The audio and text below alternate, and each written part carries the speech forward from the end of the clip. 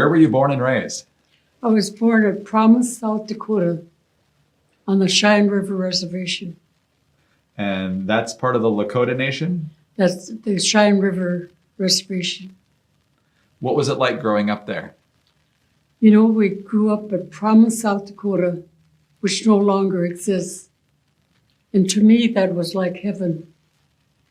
I lost my mother when I was about 10 years old, my grandmother when I was 12. But we had an Irish father, and there were 5 of us children left when my mother passed away. And we had a wonderful life, in spite of the fact that we lost my mother. We had a wonderful father who took good care of us. He had a big garden, so we had plenty of food. We lived by the river, and he built us a log house, a 2-room log house out of trees from the river. And that was it was wonderful for us. My sister and I had the upstairs, and we felt like queens because it was our own, all by ourselves. My 3 brothers and my father lived downstairs. We had a kitchen and a bedroom, and the whole outdoors was our living room. So we didn't need a living room back then. That was 1919, along in there. Wow. When I was born. When you were born. Right. You just celebrated your 100th birthday, I heard. Right. Correct. Wow, congratulations Right. and happy Right. birthday. So at what point did you decide to become a nurse, even before you decided to join the Army? Why did you want to be a nurse? Well, I really cannot pinpoint that exactly, but I think the fact that my mother was ill a lot of the time, and we waited on her.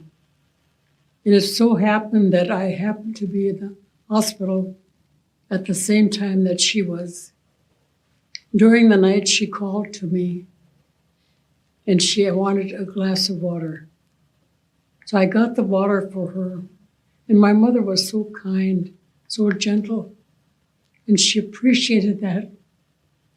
And I think it's the mere fact that I was able to help somebody, and the satisfaction that I received from being able to help someone. I think that kind of led me toward the nursing field. And when did you join the Army? I joined the Army in about 1943, I believe. And were you already pretty well trained? Did they put you through more training? I'm guessing they did, but what did they do with you once you signed up? I had my training at St. Mary's Hospital in Pierce, South Dakota. And we had Dr. Riggs as our surgeon. And we had wonderful surgical experience under Dr. Riggs. He spoke fluent Lakota and encouraged me to speak my own language. But going back, we were forbidden to speak our own language at the boarding school that I went to. Really? But he encouraged me to speak my language. But of course, at the nurses training, there was no one to speak to that understood my language. So did you experience any discrimination in the service when you first joined? Because it sounds like the doctor was very considerate of you. In all of the time that I was in the military, I never once experienced discrimination. Never once. That's amazing. I think they accepted me for my ability as a surgical nurse. Exactly how it should be. So where did they send you first? I'll tell you from the beginning. We were in Pontiac, Michigan, my girlfriend and I. Well, to go back even further, when I was in the nurses training, we had a patient. His name was Paul Hallam, and he happened to know my mother. And so he offered me a job when I finished my training. When I finished my training, I had a job waiting for me. So I accepted that job, and there happened to be an opening for one more. So my friend Marie went with me. So we took this job at Fort Thompson at a little hospital. I believe it was a 27 bed hospital. And we worked there for a while. And there was a young doctor there, and he used to say to us, "You girls are young. You have an education. Why don't you go out and see the world?" And he kept at us like that. So finally, we looked at nursing magazines, and we found a job. It was up in Pontiac, Michigan, and it paid $140 a month and board and room. And back then, that was a lot of money. So we accepted that. We went to Pontiac, Michigan, to a general hospital. And every day on the radio, there was a call for nurses in the military. They needed nurses. So we listened to that for a while. And then we decided that, yes, we would join the Army. So Marie and I, we went to the Red Cross, filled out an application, and Marie put my name down to go with. I put her name down to go with. She went to Colorado. I went to California. She went to the Pacific, and I went to the Atlantic. So when we got there, we knew that the Army was the boss. Yes. We had no more right. So that's the way it started. Okay. And then where?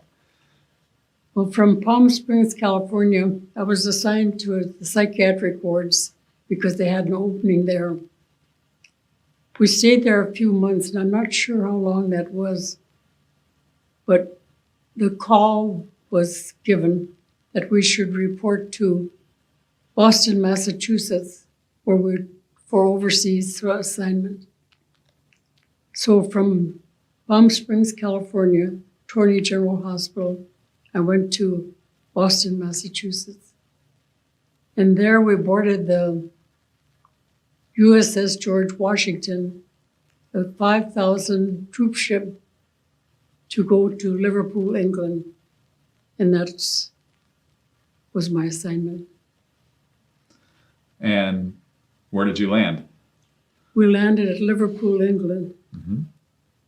I think it took us like 13 or 14 days, and we landed in Liverpool, England. And then where did they send you? And then from there, we went to Wales, England. It was Llandudno, Wales. We spent, I think, a couple of weeks there and just waiting. And they tried to drill the nurses there in the time that we were waiting. And they had a really blackout there. You had to weave your way into buildings because they had it all curtained off and because of the blackout.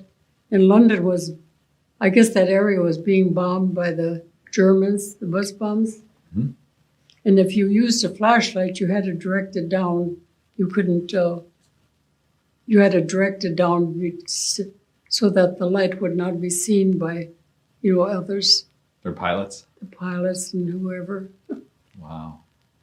So when did you get there? What year? What time of the year? It was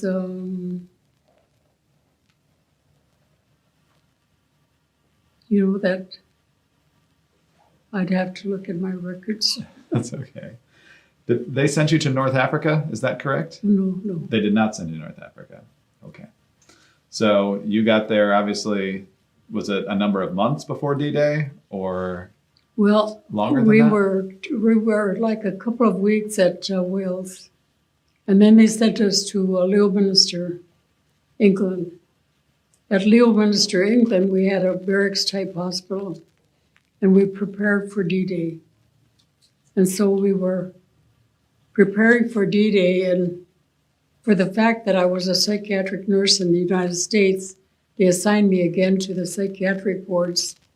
And so we were seeing patients there in the psych wards, and they were soldiers who couldn't see, some couldn't hear, and so they gave them sodium amytal narcosis, and then they could see or they could hear. And I stayed there for a while, but that wasn't my preference. I wanted to be in the surgical ward. So I asked to be transferred to the surgical ward, and they gave me that assignment. So I became a surgical nurse then.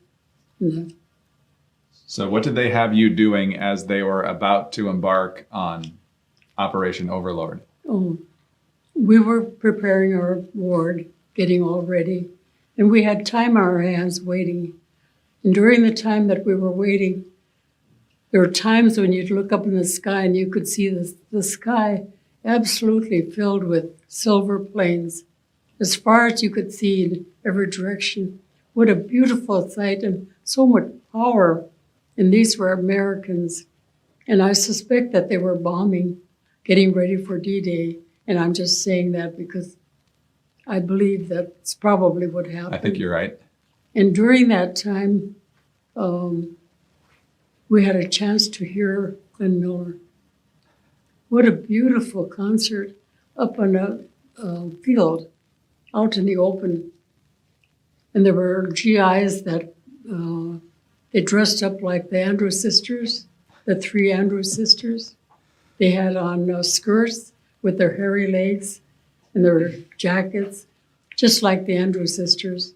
And they went through the gyrations of the Andrews sisters songs, Don't Sit Under the Apple Tree, In the Mood, all those. Fun. And then we heard he was missing, and I don't think they ever found him. That was right after that?